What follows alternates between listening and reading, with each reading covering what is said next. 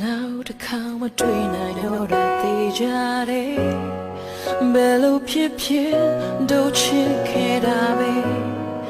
လမ်းတော်မရောက်ခင်ခုချင်းလေးမှာပဲနေထားခဲ့တယ်နောက်တစ်ခါမင်းကိုတွေ့ချင်နေပြီမဲဘယ်လိုဖြစ်ဖြစ်နေပြေးရမှာပဲအမတရားမျိုး